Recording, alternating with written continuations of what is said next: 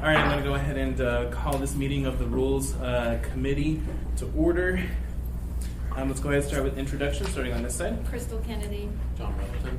Felix Rivera. Cameron Perez-Rodillo. Fred Dyson. Deannis. Okay. Dean Gates over here. Yes. All right, so first we'll start with report from the chair. So there are four members who can't be here. Two of them are going to be late.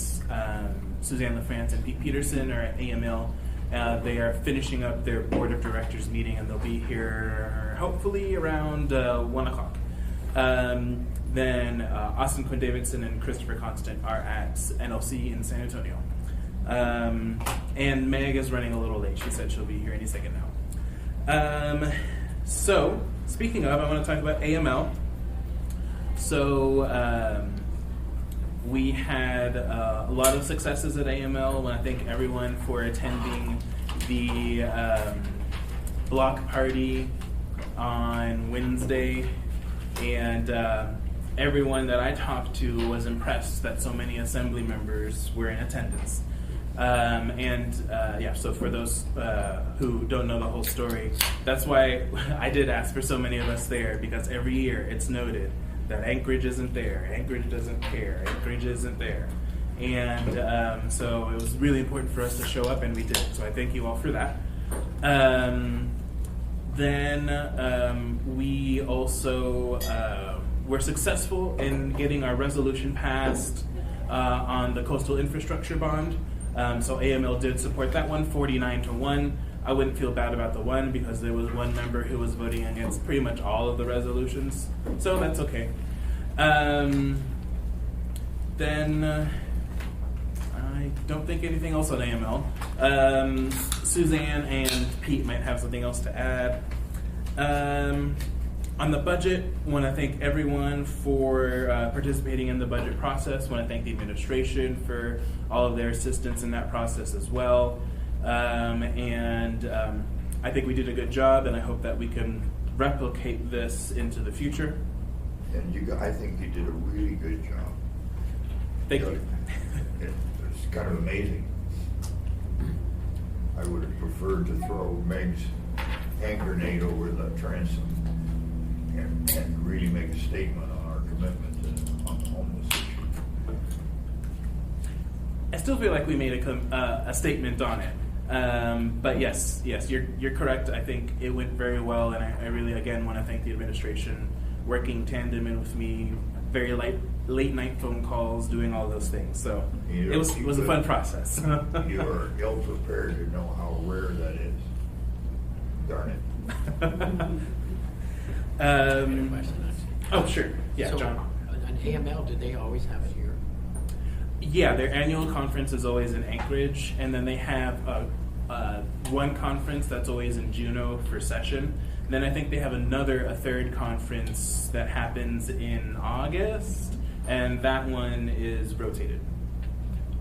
So it's interesting. So assembly members, because I can't say I've popped my head in over time. Sure. But that's this point. It's right here, and we're noticing absent.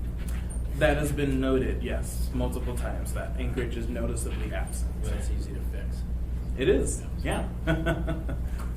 Okay, Dean. Thank you, Mr. Chair. Since you mentioned the budget amendment process that we went through, I also wanted to recognize and thank Desiree Nacho. She really also worked on this for years. Absolutely. She was one of those members that one of those individuals that I was also having late night phone calls with. So I think we should just make a club of late night phone calls with Felix. Sounds like a talk show. Yeah, right. All right. Next, I want to talk offices. So I have a meeting next week with Chris and with Barbara and Desiree and I don't know who else, just to talk about offices. There are sort of two models that we're looking at, and I just want to get a sense of the room. There's one model that has been described as more spacious, but you'll be sharing your office with your colleague from the member. So Midtown will have an office, South Anchorage will have an office, West Anchorage. Sorry, Eagle River, you guys decided not to have an office. And so that's one model that's been described. The way it's been detailed, it would be we'd have our own desks and computers, maybe even space for like a couch in the middle. So it would be more spacious. The second model is each member has their own individual office. The way that that's been described is sort of like a closet. So, and so if anyone wants to weigh in on that, yeah, sure, Chris.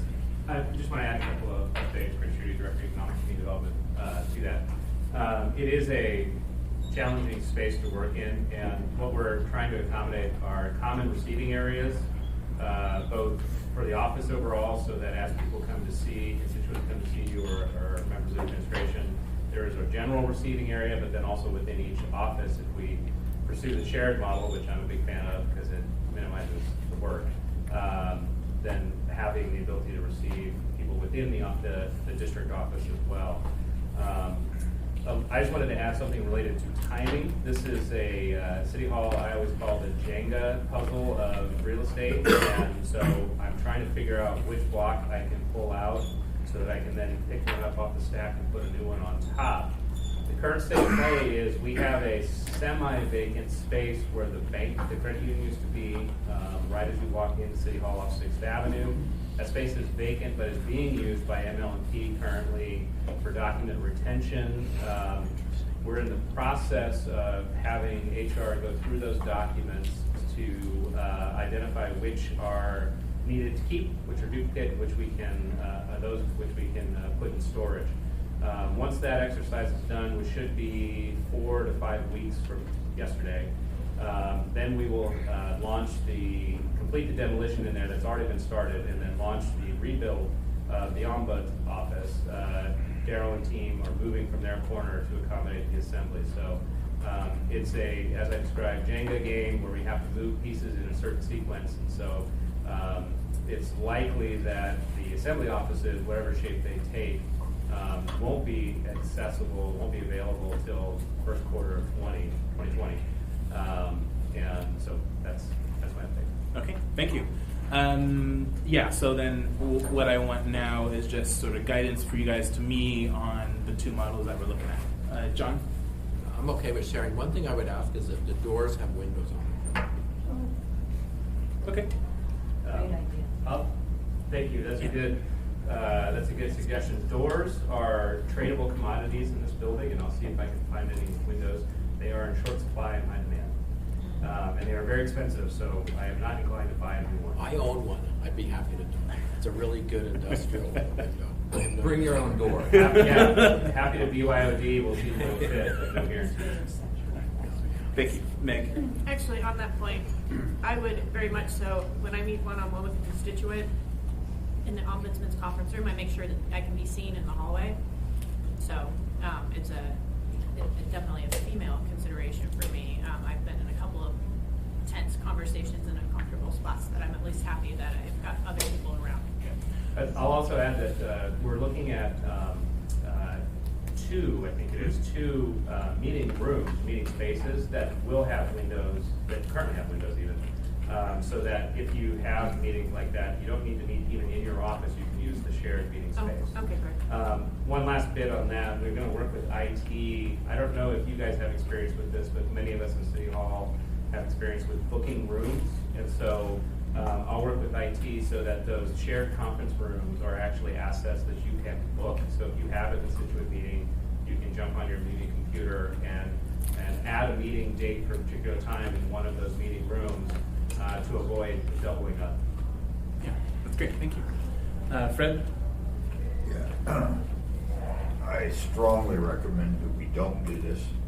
The hypocrisy, from my perspective, of us increasing our budget in times when we are so squeezed as a city on very high priority items. And it's not our doing, but the eminence committee is going to increase our salaries, and it's never been, I mean, I use these conference rooms over here at the rare time that I need to meet with somebody. And if I need to do some work, there's always vacant desks up in the clerk's office. And to me, it will be embarrassing for us to spend hundreds of thousands of dollars to do this, even though the space is probably already vacant. So. Sure. Yeah, so just 2 comments on that. So first is we are using 2019 dollars to do this, so we're not using 2020 dollars. And then second is I think for many of the members and probably some of the public, I think what's embarrassing sometimes is the assumptions that are made about the things that we have. So there's assumptions made that we have full-time staff. There are assumptions made that we already have offices, that we do all of these things. And so I think what we're doing is getting in line with the expectations the public has. But I respect your opinion, Fred. Moving on then to next subject. Excuse me, you don't want to measure up to the expectations of most of my constituents. We ought to all be in jail. Thanks, Fred. Good note.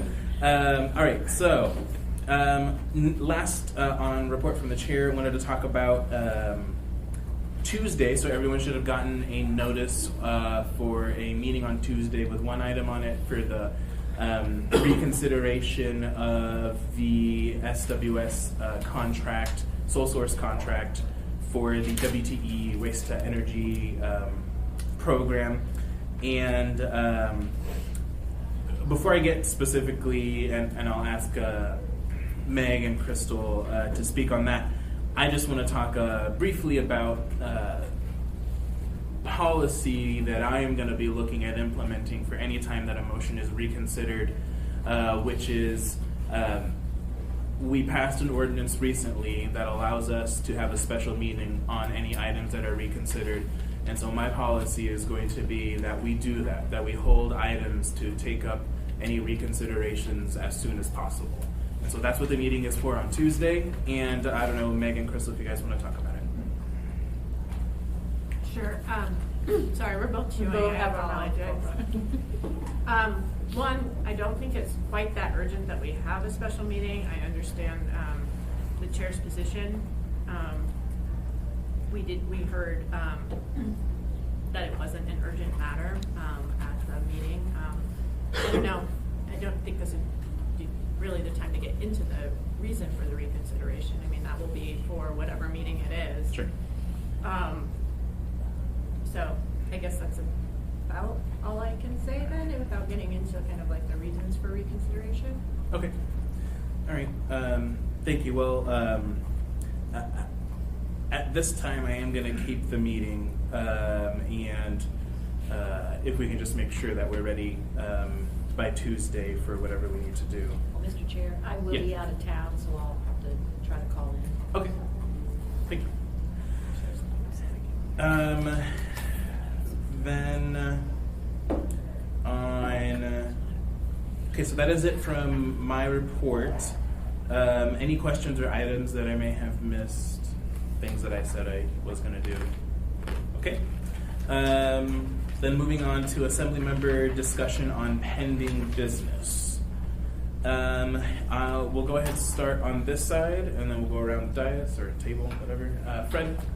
Yeah, so I'm working to put together a sales tax proposal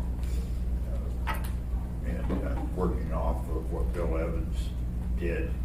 And it's extensive, all the things that are excluded, and so on. But in round numbers, every percentage that we charge results in about 30 million income. And there's about,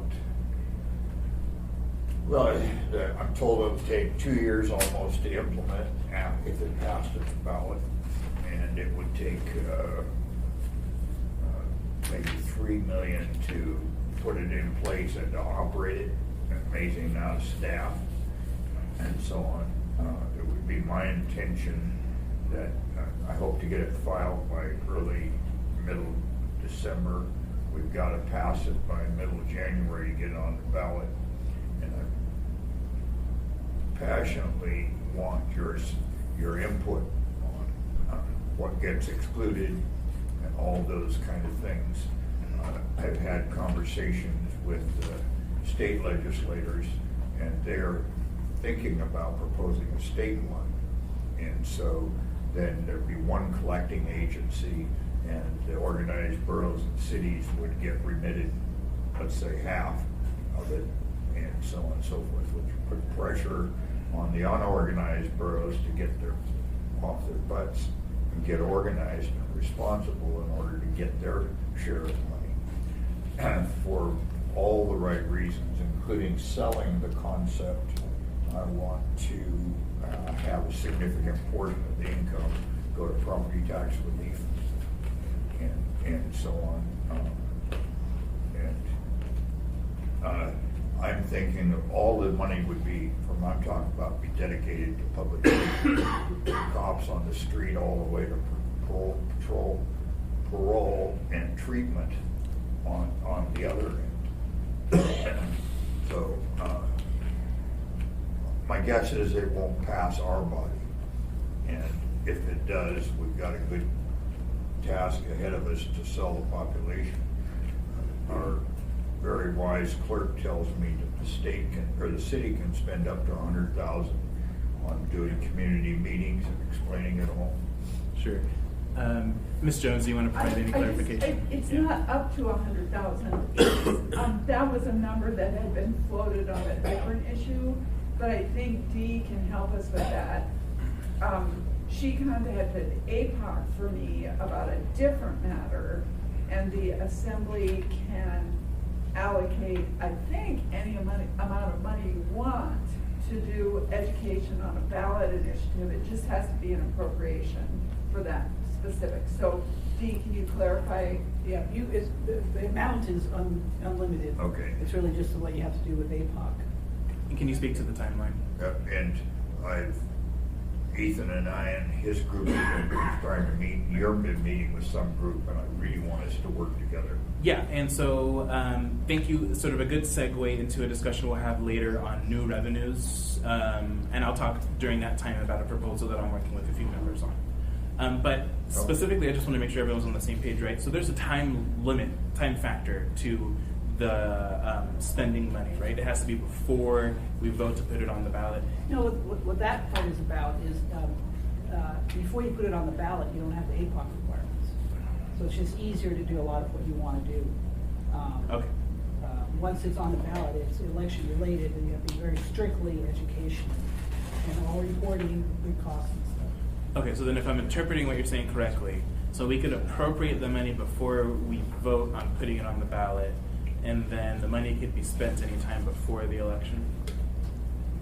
I need a very concrete answer Chair, here. can I clarify? So let's use an example, and we can use the 12-member assembly district. I believe you passed that in October, is that correct? Mm-hmm. So that item was proposed in June. So between June and October, you can do any type of outreach you want, because it's not on a ballot. So then, in October, you pass it. It's been approved to be put on the ballot. So Dee, what is the rule starting after the assembly approves it? Well, it's really simple that you have to comply with APOC reporting requirements. Let me go look at that. Usually these things are not appropriated. It's funds here and there, and that's usually the issue because they are not appropriated. Let me get back to you on that, Felix, in the next week, how that, in fact, if this body appropriates it, what does that mean? Okay, thank you. And just a detail I meant, what I'm thinking of is a 6-year sunset. 6 years would be enough to, I think, to get the impact of all the things we need to do. Okay. But give me better ideas. You guys are all smarter than me. Or close. Thanks, Fred. Cameron? Yeah, because Chris and Forrest are not here, just to make sure people have a heads up that the three of us are bringing forward a a resolution that formalizes government-to-government relationships between the municipality of Anchorage and the native village of Aglutina, and going through a year process to figure out what that looks like. The priorities on this are tribal sovereignty, taking affirmative steps towards developing protocol that reflects both the municipal and the tribal organizations process, consulting with tribal leadership and the public around it. And so that looks like it's going to come forward on our next meeting. So just a heads up on that. Thank you. And I think Chris has already mentioned that in the past, so I don't think that's good. Thank you. For me, just one item of business I want to let folks know on. So for months now, I've been doing some research on, ever since it became an issue at the state level, on private prisons. And I've looked at legal mechanisms on how we could regulate private prisons in Anchorage. And unfortunately, our legal mechanisms are limited primarily because the state operates private prisons in general and not us. So instead, what I will be putting forward is a resolution, one or maybe two resolutions, one specifically stating our opposition to the state's DOC's proposed moving of inmates out of Alaska. And then second is a resolution directed towards the administration on the contracts, working with the state on the contracts we currently have with the state to manage the Anchorage Correctional Facility. I think that's the only route that we have really to manage private prisons in Anchorage. Mr. Chair? Yes. I think technically, and maybe it's part of the professional jargon, but there's a difference between jails and prisons. And we run and I'm a private sector guy. I've come to the conclusion that private prisons is not good policy. Mm-hmm. Private jails might be, but I didn't encourage you to use that vocabulary. Sure. I think it's pervasive. Okay, thank you. Meg? Yeah, Meg. Can you say a little bit more about that second piece? I'm kind of confused as to what kind of contract. Yeah, just I need a little bit more. I'm having a time my head around it. I'm happy if the members are interested in having the clerk send the contract out, but it's a contract from ages old that's been actually litigated up to the Supreme Court, I think, Alaska Supreme Court.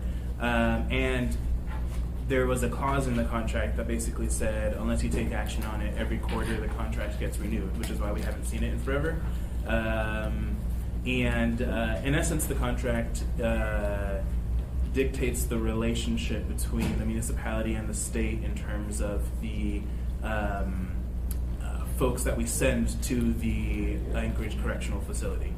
And it talks a lot about transportation and other factors that I don't have off the top of my head right now. And it's just with regard to AJC and not Highland at all for female I'm pretty sure it's just the offenders? correctional facility, it's not Highland. I don't know either. Okay. We have attorneys helping out at this point as well. Yeah. Okay, interesting. Yeah, go ahead. I believe that transportation of convicts issues mostly from court and the Anchorage Correctional Complex.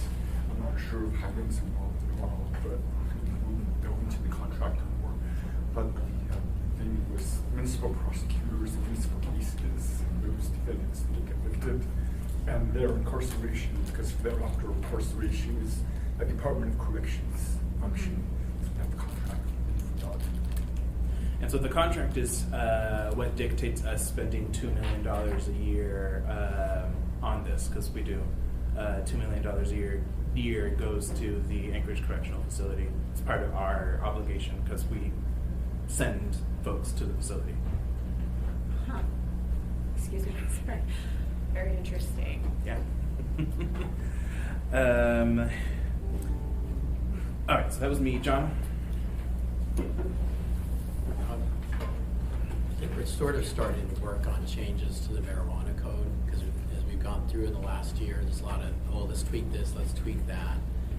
And rather than have like little pieces come out, I'd rather have like a big one that deals with a number of issues. so that the industry doesn't have constantly stuff coming out. And I think there are a number of important things that we just want to go here. So, I mean, I have some ideas. Fred shared some, Crystal has, Meg's got some, but I think to avoid open meetings, I think we can send, if you have ideas, send them to Mandy, and she can compile them. And then we may have it scheduled on a CEDC meeting coming soon to kind of review those and just start that. And we may want some really quick, maybe others longer, or we'll just kind of get a time schedule on it. So it's not like, I don't think it's some has to, we'll have something in December. It's something we're working on. So if you have any ideas, at this point, send them to Mandy. Andy? Mandy on it. Okay. Because I was wondering about that, about how to, how to communicate that and how to bring it forward, and what was the right forum to do that in, whether it was a committee or what. So that committee's pretty well situated to yeah. deal with it. Well, I'm particularly interested in the conversation around, whether there is a limit to the number of places and within a particular region and how we begin to do that. And the other thing I'm really interested in is whether we have the right process to determine how we hold people accountable for what they're doing. It feels very much like it's lopsided on it. Every week they get approved.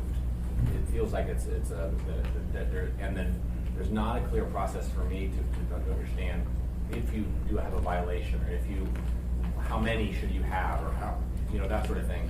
So it feels very much like I've had comments at both or three of my community councils of you guys are just rubber stamping every single thing. There's no real feeling of accountability, and I don't believe that that's true. But I think that there's probably some ways that we could strengthen that over time. Yeah, definitely. Thanks. So I'll share those thoughts with Mandy. Thank you. Dean, you wanted to add on to that? Yes, thank you. I guess two things. One was timing for changes for the marijuana code. I think it's important that we wrap up and pass any changes by the end of March, the second March meeting, because the renewals, notices go out in May. That's when that renewal process starts. So just to mention the timing that I think is important there. And then secondly, from what Mr. Perez-Frutia said, I wanted to mention I do have a request from the CEDC County from Mrs. Kennedy about laying out standards that you would consider when reviewing application renewals, license renewals, things like that. So I'm hoping to get that done for you before our special meeting on December 10th. Thank you. Anything else, John? No, thank you. All right, thanks. Crystal? Two things, all of them going on in Eagle River, Chugiak area. One of them is I'm working on a resolution to see if we could convince the state to allow the Chugiak Birchwood Eagle River Rural Road Service Area Board to redirect some funds from a project that had some extra funds. It was the Yosemite Drive project right in front of Eagle River High School, and to use those funds that are left over, I think I want to say there's $1.2 million left over, to actually use the money for the Starner Bridge project, which is a small bridge, but it's a connection that's pretty important in the Birchwood area, and it's a very old bridge that the fire trucks will not drive over.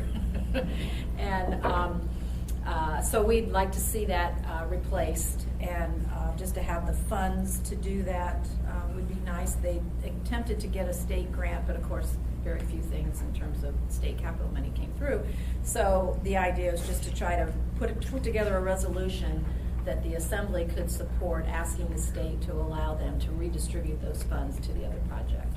So the other thing, I don't know if you've heard, but things are a little controversial in my neck of the woods right now over our high schools and the bonding for our middle school. And what it comes down to is there are two different groups, one promoting the idea of combining Chugiak and Eagle River High School again, and sending the kids from J-Bear back to the Bartlett School, Bartlett High School, and then using Eagle River High School for Greening Middle School, and basically delaying the response for rebuilding Greening, and the hefty bond package number that's probably gonna, well, we'll see what the community thinks about it. But anyway, it's enough of an uproar that Fred and I are gonna host a community meeting on December the 9th at Mirror Lake Middle School to kind of try to make sure everybody has all the information that they need. They're feeling very much like they're not being heard by the school board and the school district. I don't believe that that's necessarily true, but that is definitely a thought. So we want to try to get as much information out there, make sure that we don't go down a trail that is not really a wise one. So anyway, we'll have this community meeting, and the school district is very supportive. They're helping me kind of craft how this whole meeting is going to go, and we'll see. But it definitely has huge implications for the bond package that they're going to bring forward from the school district on the 17th, which, by the way, their meeting is the same night as ours, so I'm not sure how that's going to go, but we'll have On to that figure that out. subject, Chair, Yeah. I think this probably applies to some of your districts. We've got a significant amount of excess space in our schools. And the two big projects, Eagle River Elementary and Greening, on Okludna land, literally a 50-year lease. Those leases say that if the school district decides to, it's surplus, not only will the land revert, but they've got to clean the site and so on. So I talked with the Okludna people about, hey, this may be a chance to cut a deal, because the cleaning the site is very expensive. So there's a lot of works, a lot of aspects to this that we're gonna have to iron out and make sure that the community comes to some kind of consensus on this and understands why decisions are being made the way they are, so. thank Okay, you. thanks. John? So I'm curious about this. If you just learned that your constituents broadly say, look, this is a better plan to not rebuild those schools, then what happens? I mean, what's our drop dead date for changing the school board's bond? Well, we have them on the 17th, and actually Barbara could answer that exact date. Through the chair, you have two meetings in January. The first meeting is the date that the bond packages have to be introduced, and the Oh, okay. second meeting is the day that it has to be approved. So it's you not the do- 17th of December. That is not the drop dead date. Got it, No, okay. but that's the date that they're planning to introduce.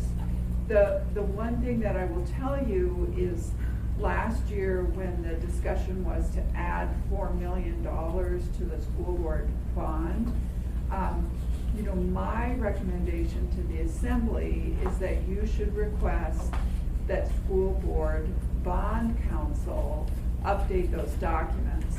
I think some of you know when I believe Mr. Constant and Mr. Croft and Miss Quinn Davidson amended the ARTSA bond for the ballot. It was like the 2 days after the ballot was due that we figured that there was an error in that language, because amending bonds, you amended the title and a chart, but it affected some other things that didn't get amended on the floor. So those were last minute corrections, and that's risky for us and for you. So my recommendation is that if the school district wants to make those changes, they do it through bond council, and then the an S would be fine, has to be on the agenda by the first meeting in January. Okay, thank you, that helps too. Thanks. All right. It Yeah, is- Steve? And the changes to bonds just have to go through bond council. So there's another day or two delay there, but they just have to go through the financing pieces. Which I know, John, you love that. Meg? Nothing. Hold on. on this subject for us? Yeah, I just wanted to point out, and I think that this hasn't been the case in previous years. I have never added to a bond once it's been before us. I can't speak for John, but in 3 years, I don't feel like it's super appropriate at that point. If you wanted to get something added to the bond, we just passed a capital budget. That was a time we could have had a debate on that and put it in our. We just did that. We just altered one of the proposed bond proposals. Of course, you have the right to do it, but I think that it's more responsible to make those changes earlier, if at all, because it also becomes this kind of competition. People will just keep adding to it, and you see the bond grow in a way that can be kind of irresponsible. So, that's just on it. Thanks. Meg? Nothing substantial right at the moment. Just the shelter licensing regulations. Dean and I had some time together, and it's ticking along. It probably will go into a work group at some point because there's been another member who's expressed interest, but we are already at our 3. So when that gets ready to happen, we'll get that done in the right way. Okay, great. Thanks. Forrest? What are we talking about? We are on item B, Assembly Member discussion on pending business. Sorry, I'm late. You good? For the record, I've been here a little while, but I did come in late. Pending business. So I assume, Felix, you already talked about the various labor measures. Well, they're already on the agenda, so I didn't talk about it. Okay. Yeah. Yeah. So that has been consuming some of my time. I'm still hopeful that we'll make progress on the domestic violence ordinance, on the ordinance to prevent the municipality of Anchorage from publishing online that information. I know that'll require a state law change as well. As I said before, I intend to do both introduce an ordinance at the municipal level and encourage it to be part of our legislative packet. Another issue that I've just started working on that Dee has assigned Todd Sherwood to work with me on is the definition of veteran in our municipal code. We have an interesting and very outdated veteran definition that regards like you have to have served in specific wars for like the Vietnam War and things like that. And this impacts us directly because we have a hiring preference for veterans. So it also requires that you bring what's called a DD-214, which is a standard document that you get when you leave active duty. But there are folks, particularly in the Guards and Reserve, that do not receive that document. They receive a different document called NG-22. And I became aware of this because a Guards person applied for a job with the municipality and was told by the hiring department, we will not accept your document. You must have a DD-214. And this person was like, well, I'm a veteran, but I didn't get the specific document. And they're like, sorry. So I'm going to try to change the code to modernize and broaden the definition of veterans so that it will also include people who are currently serving in the Guard and the Reserve. Just point of fact, it doesn't actually impact me, both because I'm not applying for a job in the community and because I had a time when I was on active duty, so I actually do have a DD-214 even though I'm in the Guard. But that's something that Mr. Sherwood and I have just started to work on. Okay, thank you. Let's go ahead, go back around and see if there's anything on updates from committees. I'll start with you, Forrest. What? Updates on committees. Well, we passed the budget, so there's an update from your budget committee. Yeah. The Public Safety Committee, we are going to the centerpiece of the December meeting. Pete isn't here. Is going to be a quarterly report from the Anchorage Police Department, which we haven't done more than a quarter. But we're going to try to get the more detailed statistical updates. So if there's actually, I should say also, if there's a specific statistic or question you have about APD, please send me an email or Pete an email about that. We can get it to them so they can include it in their PowerPoint. I don't recall the date of that meeting. I think it's the first week of December, maybe December 4th. I'm going to be here. Another thing that's worth noting for you, Mr. Chair, and for everyone, is I will be leaving the state, December 4th. So I found out yesterday that I got orders to do some military training in Virginia for 2 weeks of December. So from December 8th until December 20th, I will be out of state. But I can still hopefully appear on the phone for the meeting of December 17th? 17th. 17th. Madam Clerk, did we note that? sorry, 8th through the 20th? 8th through the 20th, Yeah. I will be in doing military training in Virginia. I have that noted on the calendar. Yeah, and the public safety meeting is December 4th. So yeah, again, if you have specific questions for the APD, and there's another item on the agenda, but I gotta admit I don't recall what it is. So you'll get that when we send it out. Okay, thanks. Meg?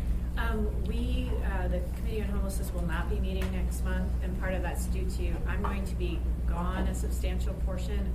After the 18th of December, I am completely out of communication until January 3rd. I'm leaving the country. Planning to come back on the 3rd. Take your rest. And I hate to go backwards, but Forrest mentioned the legislative package. I wanted to say that I've been working with some state legislators and would like to get in for the legislative package consideration of whether or not API should be an independent corporation or entity within our state. So I just wanted to toss that out because that's a big kind of different thing. And if anyone wants to talk about API, I'll talk with you all day about it. But Yeah. so, and then we'll be back on schedule in January for the committee. That's great. Can I I- know that Senator Giesel's really big on that one. Yeah. Can I add something else too? On the legislative committee, now, obviously I'm not the chair, I'm just a member, but I've had a couple of state legislators actually express to me, we need your packet ready to go. And this, Jason, this is for you guys too. Yeah, Before the Anchorage caucus. Yep, so it's actually legislative programs on our agenda to talk about today. Okay. Yep, Okay. we have a lot to go through today. Crystal? I don't think I have anything more. John brought up stuff that the committee's dealing with, so. Okay, Good. cool, thanks. John? From the AMAC side, the MTP 2040, the long-range plan is out for comments now. So you might glance through that at least for different projects and see if something jumps out. And what they do is like to get their, even though we're somewhat in the decision process, they want to hear our comments before it gets to us where we make decisions. It's very unusual. John, is that where projects like the 92nd Scooter Underpass, were they on that? Well, they would be. You have to be really careful on those things because you don't get a lot of information, and it can say something like Seward Highway from O'Malley to Diamond. Right. And that includes all these things that you don't know about. It's very challenging. So if you think that could possibly be, it would be worth asking questions about. AMATs? Yes. Yeah. Oh, the AMATs. Is that it, John? Sorry, anything Yeah, that's else? it. Okay, thanks. Cameron? No updates. Thanks. Jason? On the tab. So I'd encourage all of you to, when it's appropriate, use our auditor to look at problems. Yeah. I've asked him, There's a deadline coming up, isn't there, to get audits on the plan for 2020? yeah, and their work is cyclical. Uh-huh. And so I've tried to get them to give us an idea of when their workload goes down. But they're pretty good, and it's a way to look at stuff. Just one quick thing, Forrest, I would encourage you to have the Public Safety Committee examine the whole pipeline of public safety dealing with bad guys. And there are choke points in that. The prosecutors, our prosecutors, every one of them has more than 200 cases. Some of them are close to 300. And the issue I raised with Drew, particularly drug testing, there's 65 to 100 indictments and arraignments that are waiting for the darn drug thing. Our lab here is now contracting out. Guess what? There's only one contractor, no competition. And so all those things just choke the process. And the state is not taking quite a few of our felonies as they have in the past.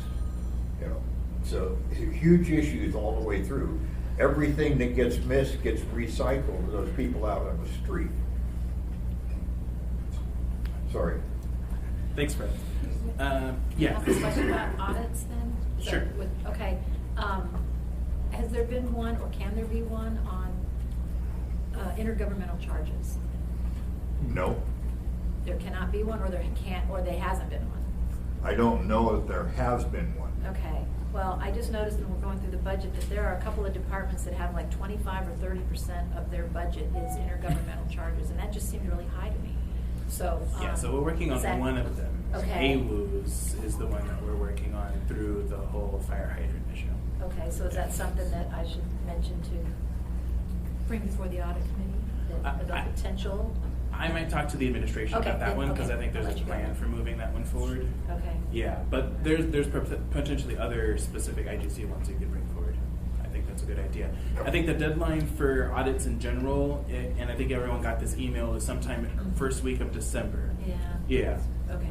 Yeah, Meg. Okay, thanks. I talked with Mr. Chadwick about looking at potentiality for auditing around sole source contracting. So I just wanted to put that on your radar. Yeah, and Little Bird told me that overruns on our contracts, particularly on construction, and falls into two categories. One of them is are not doing the job of site condition, so there ends up being a bunch of surprises. And then the usual one is owner initiated alterations to the contract. And very mixed signals I get from the administration and others involved. So I'm anticipating something on that. Okay. Yeah, thanks. All right, then moving on to other items. So some of these I'm going to try to get through quickly. I want to try to save the majority of our time, particularly for the legislative program and new revenues discussion. So first, process and procedure on postponing items. This is something, Fred, that you mentioned, I think, last regular rules committee. And I talked with the clerk's team about it. And I think, Fred, you had mentioned specifically that we should just, for complicated items or big items that we think the public wants to weigh in on more, that we should set those somehow for a month. So intro and then public hearing in a month after. And I just want to state that members already have the ability and power to do that. So, and it all just depends on the member on whether they want to do that or not. But when you introduce something, or when you're planning on introducing something, you can set the public hearing for a month after. You could set on a measure that Mr. Dunbar and I are working on, and Ms. Alatel. We've set a public hearing for an item, one meeting, and then the meeting after. So we can really move the process however we want, and you have the power to do that. Yeah, John. On that, I'm not taking a bite and raise my hand.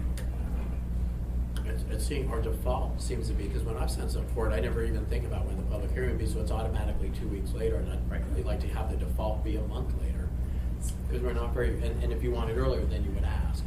So I'm gonna push back against that and say I think the default is fine at the 2 weeks. If you want it more than that, then you already have the ability to do that. So I think that just needs to be something each of us thinks about when we introduce something. Right? So before you send it to the agenda team, you be very specific and have thought about when you want the public hearing. Yes. The wait for the other side is, if we say the default is a month later, then our default is respectful to the community council schedule and the public process. So I'd rather have the default be that. And then if you want it earlier, you make it earlier. But so many of the things we do don't need to be 2 weeks later. And because we don't get comments till. If you get comments in 2 weeks, that's someone really paying attention. Okay. But John, I would say the opposite. So much what we do doesn't get any public comment, and we open public comment, we close it. It's non-controversial. I mean, the vast majority of things, the 2 weeks is sufficient. People don't even, you know what I mean? Like on the 14s, we burn through them without any real work on it. And I think the 2 weeks comes from the charter, right? Ms. Jones, is that where I was going to speak to that. Yeah, go ahead. The default is at least 7 days for introduction, and we can't do it Tuesday to Tuesday. That's not quite make it, because you don't count the first day of that action. So we always have it introduced, and then our meetings are 2 weeks apart. That's where that comes from, though. 7 days, at least 7 days is our default. And I like what you're saying, Mr. Dunbar. I think that some ordinances, maybe a month is worth it, but most of them in general, I think about 2 weeks makes sense. So I don't know what else to add. Sure, go ahead. I'm sorry. If you're working with my office or the Department of Attorney drafting an ordinance or something, let us know, what your target is for the public hearing date, and we can, when we send it to the clerk's office, let them know. Or at the same time, send it to the clerk's office. Often I CC if it's by email, and the Department of Law. I'm not sure how that works, but you can always tell the clerk's office when it's submitted what date you want the hearing. Absolutely. So the one caveat I will say to your point, John, is the FCC did pass a resolution that I am having Chris Schutte review, asking for some specific items, I think mainly relating to Title 21, which we know the councils go crazy about sometimes. Asking the council's FCC wants that period longer. So I'm asking Chris to review it and see how that looks like in operations. And if it looks like in operations, Chris can make it work. But then we could look at changing code that those specific items that the councils really want to weigh in on, and I agree with Forrest, there's a very small number of items the councils really want to weigh in on, that we make those automatic. But we're looking at that. But none of this is in code, right? I mean, isn't this basically just standard practice? Some of it might be in, well, like, remember liquor and some marijuana, there's some code requires 21-day comment periods.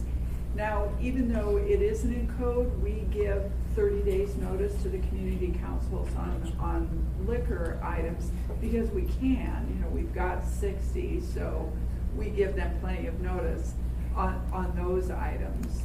So I'll leave the rest of that up to your discussion with planning, because I think those were the items that the community council resolution addressed. Yeah, Meg. Thanks. For anyone sending out notices to community councils, let's make sure we date them. I had one come up at community council last night. It came from planning and zoning. There was no date on it, but the day of the meeting was the day the comments were due.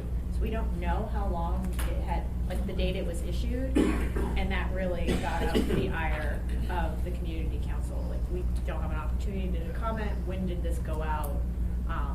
Partly that's also a check internally for them to make sure their president is making sure things are timely, or whoever's taking the mail is getting them timely in front of them. But we couldn't really get to the bottom of it because there was no date on the notice of the day it's being sent out.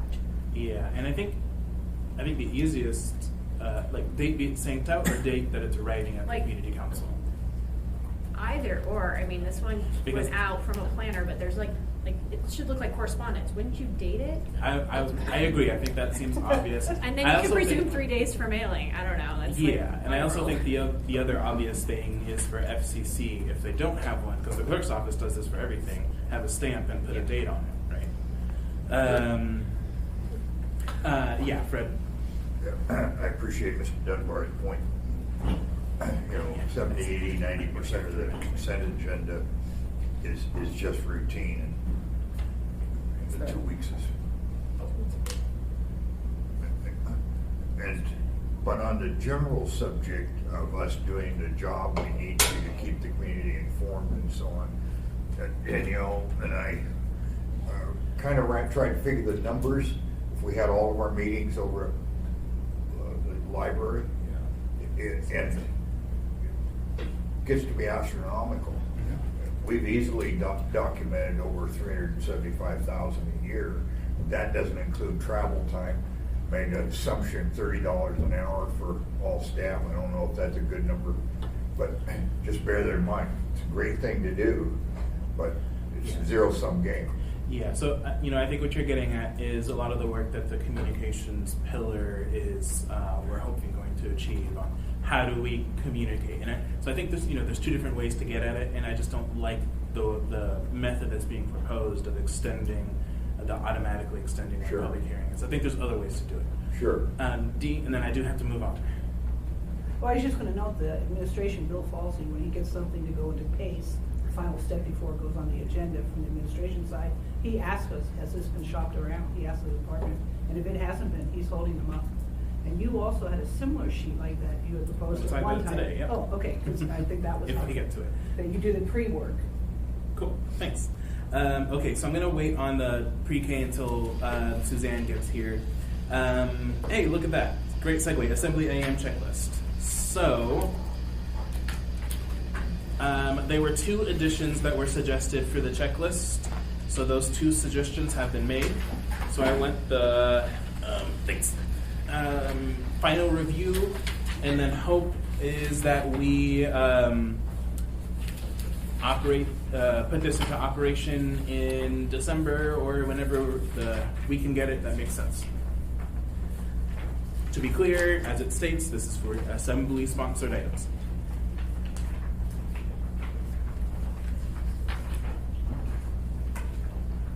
This is a great idea.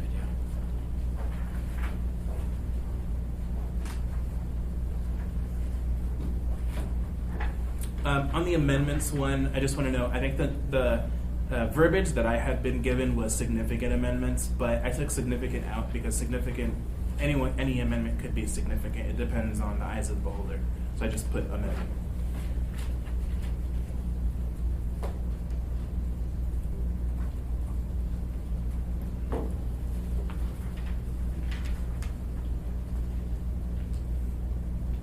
Yeah, Meg. Doesn't this presume, in order to do this, that we're always going to always ask for a public hearing much further out than 2 weeks? Because how would I accomplish all of this? I mean, are you saying before it's like the draft?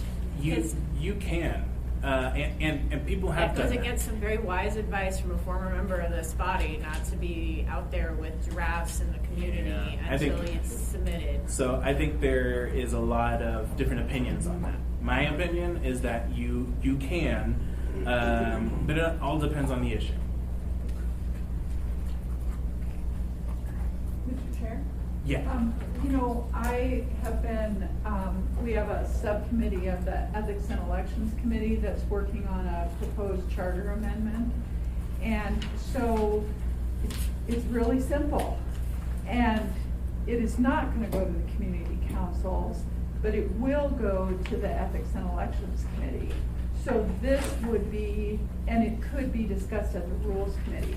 So it could be a real simple version of this. It wouldn't be something that they would necessarily talk to the community council about. Yeah, and I think just in addition to that, I would say that if the version that you attach for introduction can look very different from the version that you get when the public hearing and the vote is decided, I think that's okay.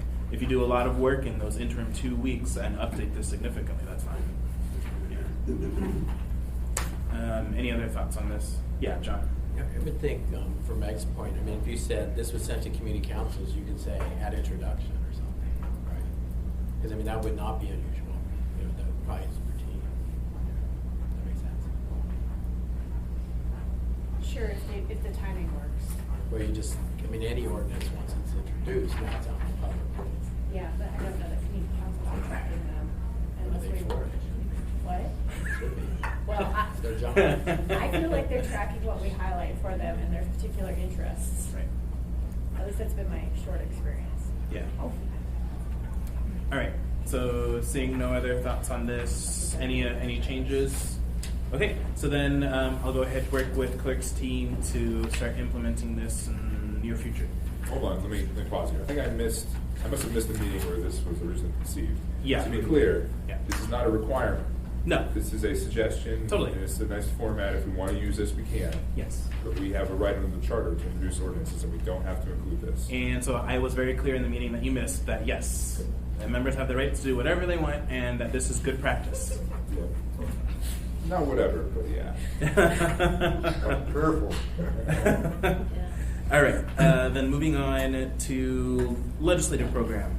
So on the legislative program, I've talked with the administration, and they're planning on getting the legislative program to us by December 17th for a vote. And please reach out to the administration if you want any additions to the legislative program. And Jason might also be reaching out to you to ask if you want any additions to the legislative program. Sorry, Pete's not here either. Dang it, AML. So the I was going to ask Pete if he was here, if the legislative committee wanted to meet to review the program before we voted on it on the 17th. Generally, I think that's probably a good idea for us to meet to review the program before, but I'll talk to Pete about that. Then, along with that, I did talk to Pete about this. He thinks it's a good idea for us to meet with the Anchorage caucus in December and not in January. He thinks January might be sort of a little too late to meet with the caucus on our program. So I've been in talks with the administration about seeing if we can, as soon after the 17th as possible, and I'm sorry, Meg, I know you're going to be gone, but as soon after the 17th, after we vote on it, that we do meet with the Anchorage caucus to go over the program. Any thoughts on that? Fred? I was surprised to find out it's not a default action for our legislative agenda to include the things that relate to state business that the assembly passes. Yep, check, that's done. You changed it. Yes. Bless your little heart. Thanks. And I would hope that we... Time, Fred. Sorry. Okay. Anything else? Okay. Then new revenues discussion. This one I want to make sure we have time for. So the administration is reviewing proposals based on the presentation they gave us and prepping something for public consumption by early December. And so just to, in case you don't remember, the presentation they gave us was the 4 different proposals: the bed tax, alcohol tax, sales tax, and payroll tax. And so they are reviewing all of those, and they are going to have something for us to review in the coming weeks.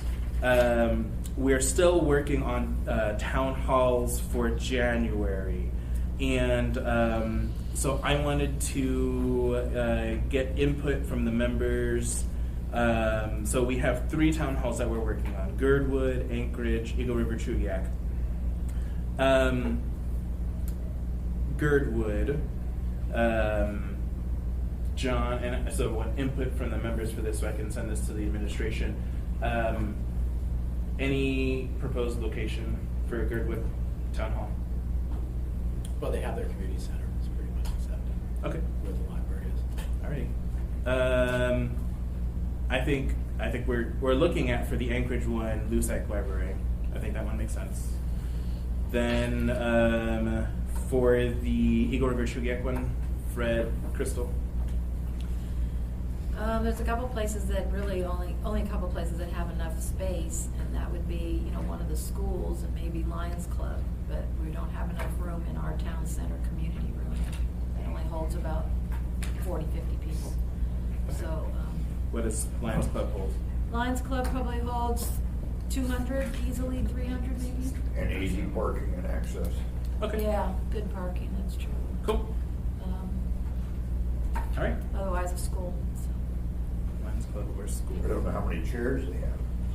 Lions Club, enough, we have the chamber dinner there all the time, and so there's lots of folding chairs, and, well, they're not folding, but anyway, there are chairs and tables if we need them. Thank you. Okay. So outline, I've talked about an outline of what this would look like with the administration. And basically there are 2 phases to what the town hall, well, 3 phases to what the town hall would look like. First phase that the administration would lead, likely Jason, Forrest, no, I know you wanted Bill to do it. So how we got here. So that basically that version of the presentation that we got earlier of how we got here. Then second phase, which, if we're asking the administration to do this and we're working with them on it, I think we should also be at the forefront of this. So we would be leading this potentially with the mayor, and this is sort of why are we having this discussion in the first place. And then third phase would be public comment. Does that sound like a fair outline for the meetings? Okay. Yeah, of course.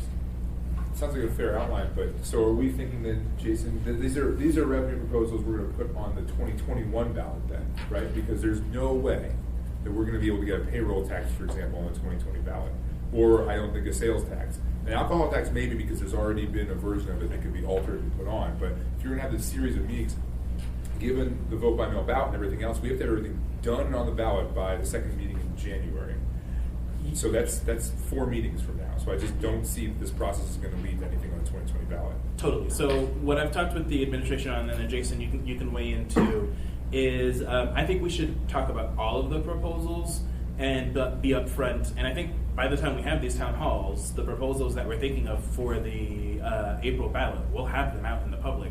But so talk about all of the different proposals that were reviewed, but be very explicit about we think, or I don't know, I think there's probably varying opinions on it, but these other ones that maybe are a little bit more complicated, we might save them for 2021, and we want to get your opinion on it. Because I think, I'll be honest, there are members who have different opinions. There are members who think that we should have a sales tax on this ballot.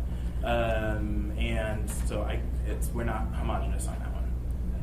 Meg? Thank you. Do we not go forward with the town halls if we put something on the ballot and we just pause till after the election? I think it gets very confusing to have a broader conversation if there are specific proposals on the ballot. I mean, I think planning for this is great. We see what the future holds, but if Mr. Dyson's proposal or another proposal is on the ballot, I think it becomes very confusing very quickly for the public. So I don't know, you thought about this a little bit. Do you want to weigh in on that, Jason? Sure. Jason Bockenstead, Deputy Chief for the Mayor. I think it's the administration's view that, in agreement, I think, with Mr. Dunbar, that the complexity around a payroll and sales tax, I think, probably precludes an April ballot initiative, at least probably done right, the way that we want to do it, to make sure that everyone understands what's in, what's out, what's it dedicated to, is there property tax relief, a very broad education campaign. That's just going to be very difficult to pull off. But I think we would also agree that there has been a lot of legwork done on an alcohol tax, and my understanding is that others are working on that. That's not coming from the administration this time. So I think there are other options other than waiting all the way until April of 21. I think there have been discussions about that this is an important enough topic that maybe there's a special election just dedicated to this conversation. So I think there are a number of ways that we could approach this, but I think it would be very difficult to do the large revenue items that we want in the way that I think all of us would want to do them by April of 2020. Thank you. And I just want to sort of parrot one of the things that the mayor said when we were having this discussion, which is, before we put any of these type of new revenues on the ballot, we really should think about having these community dialogues because we want to understand the direction that the community wants to go in. And so I understand that it might look, the optics of it might look weird if sort of we're proposing these and then we're having town halls on them and then we're going to see some in April. I also don't think that these town halls would likely be the only ones that we have, but that's something for future discussion. I don't know if you want to finish your comments on it, though, Meg. I just don't want to confuse the public. If a particular item is we're going to vote on, it could be headed toward the ballot. I don't want to be putting up proposals of something that could potentially be something for future that could, one, either undermine what might be headed toward the ballot or just be absolutely confusing. So I guess partly, I don't know if there's any way to encourage the members who are bringing things for the ballot in April to kind of consider the timing of the other things we want to do, or if we just hold this idea till like the very beginning of February tentatively and we see kind of where we're at. Because I think also with the state discussion starting, Senator Von Inhofe mentioned at Community Council about a state proposed 4% sales tax. And so I just want to be cognizant of all the things kind of floating up at the same time. Sure. Yeah, thanks. Good point, John. And I'll get to you. Well, I guess that too, you know, but I guess our deadlines don't match well. I mean, if you have a deadline for getting, you know, Fred's sales tax, maybe another alcohol tax, and those have momentum and you want to go independently. Once those are voted on, it's almost like, whoa, put the brakes on these town halls, because I think it would be very unusual. So it's, yeah, that's interesting, because it's like we're either 6 months behind or about 8 months early on this. Yeah, so that's sort of part of the reason why I was pushing for early January, and then we'd vote on all the things in the second meeting in January that we want to put on the ballot. So you'd have the town halls early January, so it would not necessarily mess them up. Yeah, it'd be tight. You better make sure that happens. Very tight. Yeah. Oh yeah. Well, if you don't have been any working snow, on it. no one will have anything else to do. Yeah, Fred and then Crystal. Yeah, Alex tells me that implementing the sales tax would take 2 years. Yep. And my view is the public safety crisis we're facing does just time is of the essence. Thank you. Crystal? Well, I was also just thinking, you know, even trying to have the town hall meetings as early as you are before you put stuff on the ballot, it still doesn't really give you a good amount of time to kind of mull over all the conversations in that you have at the town halls, or to make any adjustments before you put it, you know, up to a vote. So even that becomes problematic time-wise. Yeah, I agree. Timing is not perfect, unfortunately. Okay, we'll keep working on it, and I'll keep informing the body about where we're moving. Right. So the other thing I wanted to do is talk about, if members are comfortable doing so, any proposals that folks have that they're working on. I know that Fred has already talked about his proposal on the forgot what the sales tax. Forget the percentage for public safety. Are there any other proposals that members are working on that they're comfortable stating now? Yeah. I'm still working on the taxi electronic cigarettes proposal. It's not a lot of room, but since you asked. Yes, thanks. Yeah. Good reminder on that one. Okay. Well, I mean, do we want to talk about it? Yeah. I mean, there is an alcohol tax being discussed right now by nonprofits in the community. They're trying to figure out, is there a more favorable way to structure it? And I have offered, and I think some other members have offered, that if they come up with an acceptable proposal, I'll put it forward for them. So hope to have that by early January. But we either will or we won't. I don't know, but it's certainly possible that we'll have an alcohol tax again. Okay.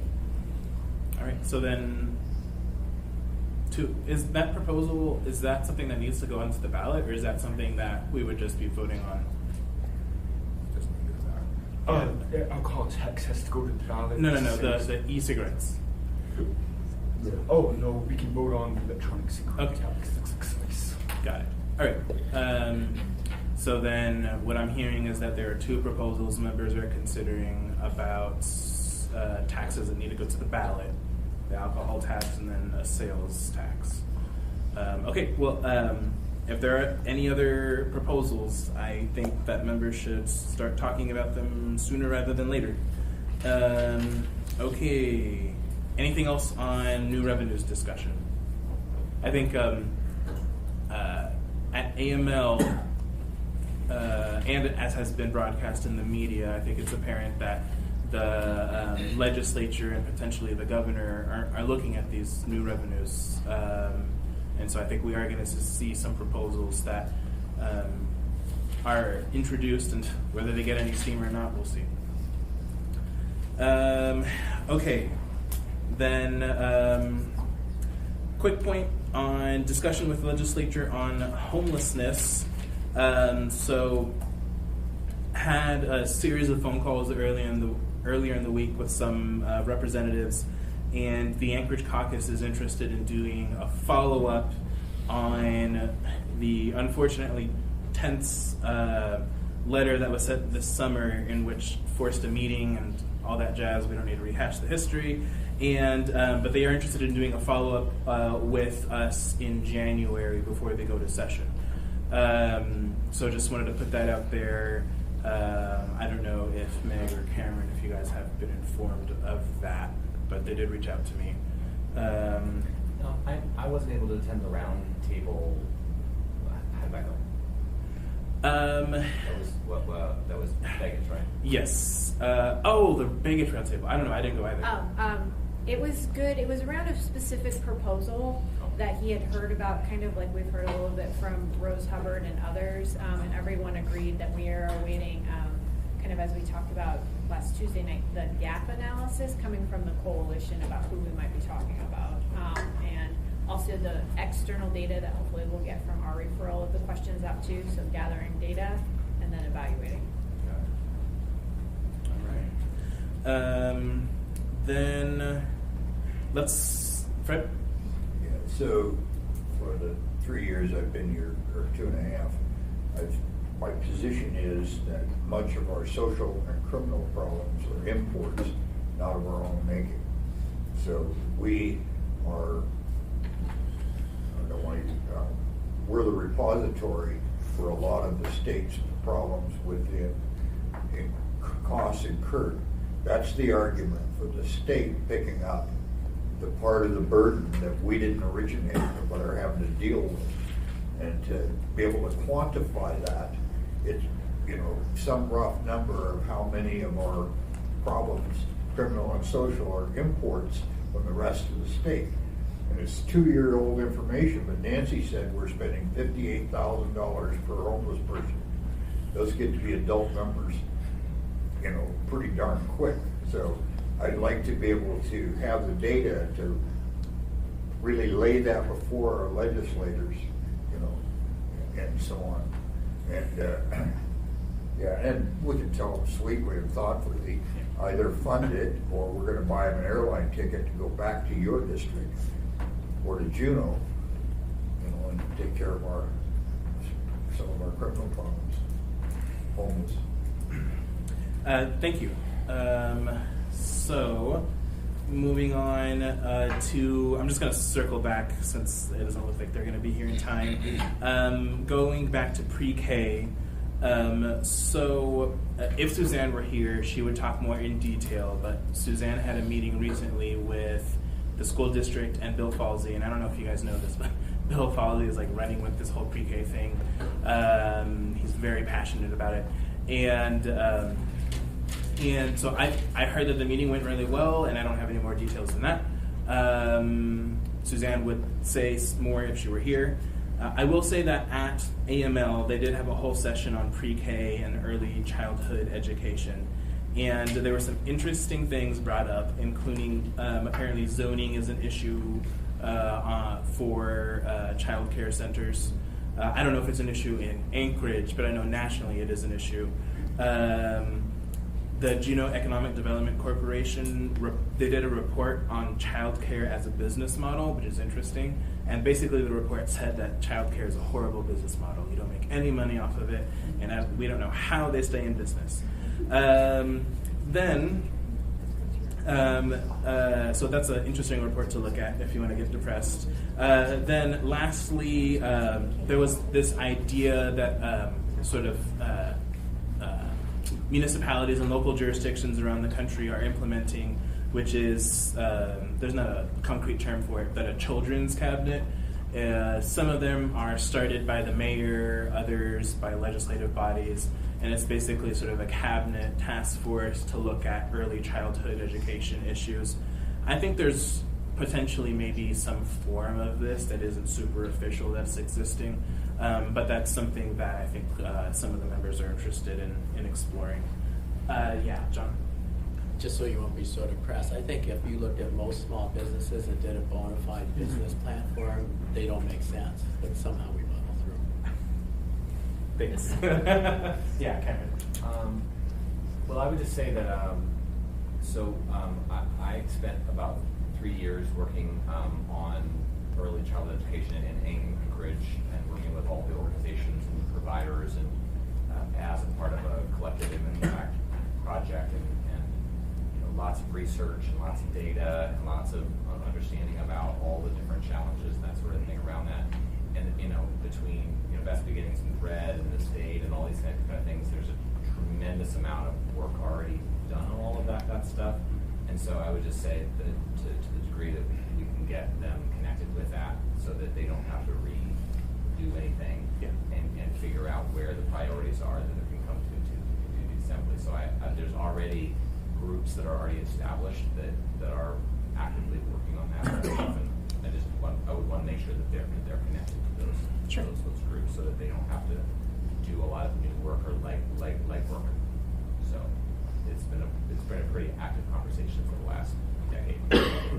Yes, yeah, and it is one I understand that as the municipality we're late to the game on, but I know right now there's a lot of interest in it.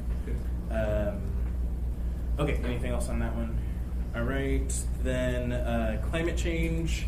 So this is one that I added on partly because we discussed it at the school board and work session that we had, and just wanted to let folks know,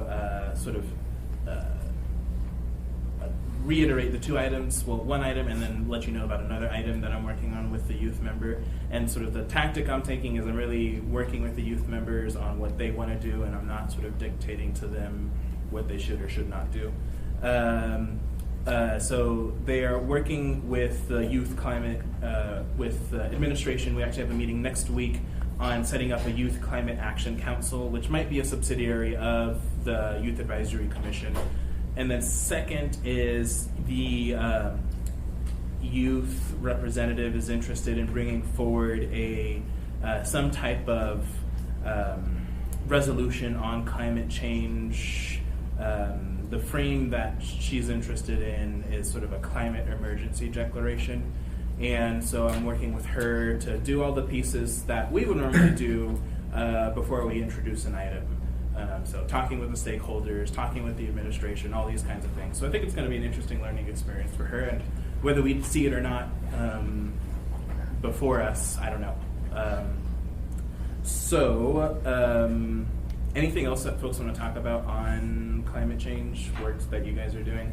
I know if Austin were here, she'd probably talk about stuff, because that's a big thing for her. Okay. Then, lastly, wanted to talk about the ASD MOA joint meeting. Do we have the meeting topics that we can look up? Yeah. Okay, so could you let us know what the current meeting topics are? Yeah.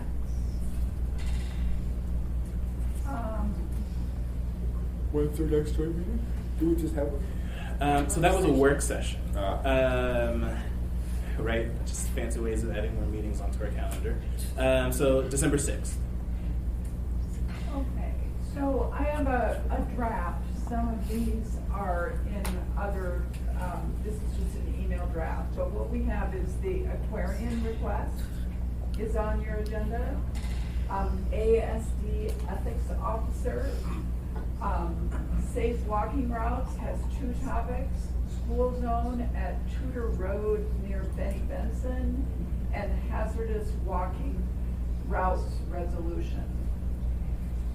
We also have the topic of ASD and assembly meeting schedules.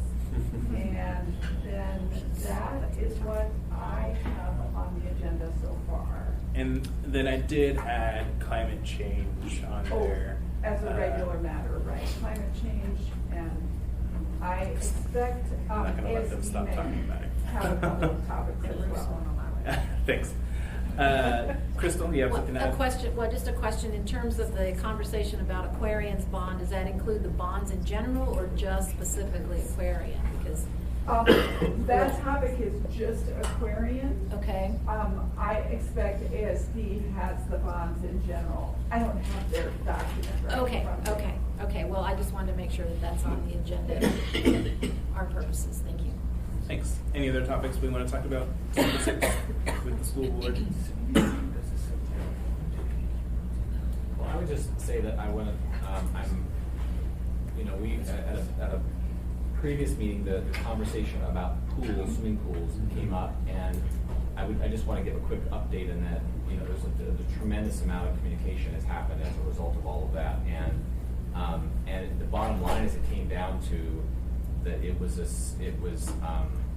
that the administration, the Anchorage school administration, said that they weren't interested in it, and so I think that it was a money issue. It came down to there was a significant cost associated with it, and our folks offered to do some creative training to be able to make it work, and their COO has said they'd rather just hold as is, and so. It really is a question of whether the school board wants to push their administration or not. But that's sort of where it stands. And Dean and I actually just had a conversation about it. And my perspective at this point is to hold on it, unless the school board wants to sort of go to their own administration and work with them. So Dean, anything you want to add on that? Sure. I understood also that the initial request was for the Parks and Rec department, because they manage all the swimming pools at the high schools, to waive their swimming pool fee rates for the high schools for just some classes. So, but in turn, our administration said, well, if we waive our Parks and Rec fee, there's also a utilities cost for keeping pools running, right, electricity costs, and so forth. So with ASD, with utility bill back as well. And so I think that sort of created an issue where the administration sent over the school district and ours didn't think it made sense to do it. So, yeah, I mean, I think there was an original belief that it was a pretty minimal cost, and that wasn't true. It actually was a more significant cost than what we realized. And I mean, I suppose, that if we want to continue to pursue it, then it would just go to us in terms of a cost. And so I think that the Parks and Rec department was trying to find kind of a creative exchange to make it work, and they didn't see that as a benefit for them. Okay. And can I just ask a follow-up? Yeah. So you said leave it kind of as is, and am I right in thinking as is means that service doesn't have swim classes? So my understanding was they enrolled kids into a class with the expectation that they would be able to use the pool, and that because this did not go forward, that they will not have access to that. So that it's pool. service and east of the pool don't have pools, right? The initial request was just service. Right. East is closed because of earthquake damage, I think, unless it's I think it's still closed. Chris is Yes. Chris, if Chris was here, he could speak to that. But Yeah. So, and what we had done is we were trying to do something a little larger and saying, well, let's look across the schools and see if there's something that we can do to create more opportunities for kids to swim, right? And especially we were looking at the what are the classes called? What are the classes called? Oh, resource classes? Life Yeah. skills. Adaptive Life life skills. skills. That's what they're called. Life skills. Ooh. Can we use Campbell Lake?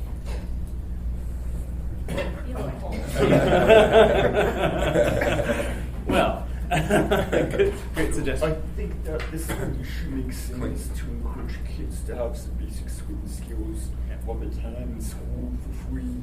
And we do strongly that's forward to the future. But I guess that the initial idea of really these maybe isn't the right answer to get that to happen. So yeah, we just need a different solution. I mean, I don't really want to strong arm the school board from our end, and I mean, it's they think that they're as important as we think they're as important, but they're obviously trying to prioritize their budget. Okay, Councilman, this is a shot in the dark. Has anybody ever talked to J-Bear about their pools that are constantly on? They have 2 large pools that are. They're very busy. They are quite They use busy. them a lot for training. Yeah. Still, we have elementary schools on base. I wonder if they'd be open to. Nice facilities. Yeah. Water slide, one of them. Yeah. Good point. Thanks, Barbara. Mr. Chair, there's one other topic on the school board agenda. It's ASD pro forma. So bonds are on ASD pro forma. That's the last topic. I'm sorry, what does that mean? It's ASD topic. ASD pro forma. What?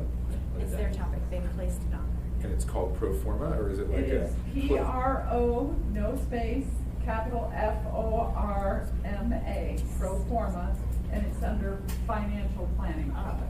Yeah, that's performance for Candy. Their overview. Okay. Repeat that? their version of SAP. So, can you explain what pro forma is? I think that might be the issue. The pro forma I don't know what the term actually is, but I know that that's from Andy Ratliff, the OMB director for the school board. So it's about their budget stuff. It's like a software program No, called pro it's not. forma. That's what they call it. All right, so it's some type of financial document that we'll be looking at, and we'll all learn a lot, I'm sure. Okay, so apologies, we're running a little bit late. So we're going to go ahead and do audience participation and then close off the meeting. Go ahead.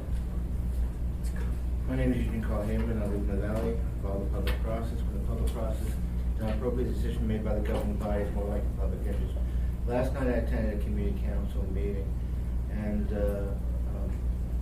Marcette was present and had some words, but I couldn't help but not surprised when she made a statement that said that their next meeting, same day as the Anchorage Assembly, will be dealing with their budget. So now we've got 3 in a row, 2 in November and 1 in December. When is it going to start? We're not talking about building a road. We're not talking about building a pool or high school or whatever. We're talking about just simply rescheduling it so it doesn't conflict. This should not have to be a delay as far back as July, and we're walking into December with this tragic situation. And then also, I'd like to also footnote this tragedy is there were a few I see on the screen in the news. You can see a lot of people attending the school board meeting dealing with the bonds. That room was pretty much filled, what I saw there from the newscast. I couldn't be there because I'm with you. I wanted to be in both, I'm sorry, but I have to set priorities. But what they were discussing, what should have been prevented you all to be present and to hear what was said, because the items that are going there are going to you all. And the fact that that disengagement occurred puts into question this thing going to ballot, because the process was created a major tragedy. And we're talking about one footnote too, earthquake reconstruction, dealing with school bonds, and I don't think I have to say anything more except that also I'm concerned that this item that you approved, draft that was handed out as have a memorandum thing scenario, there was no way for the public to comment, and you made a vote and decided on this thing without any public comment. So, correction, we didn't actually make a vote, but go ahead. One last thing, okay, with respect. I'm deeply concerned about your scheduling a meeting that was noticed today for Tuesday on a special meeting on dealing with reconsideration. I heard words present in this meeting by other Senate members present that said that what's the rush? Can't we just do it at a regular meeting? This would have been more respectful. Your time is also valuable, with all due respect. The public is. And note this, the meeting's scheduled for 5 o'clock, and it wasn't noticed until today. Thanks. With that, I'm going to adjourn the meeting.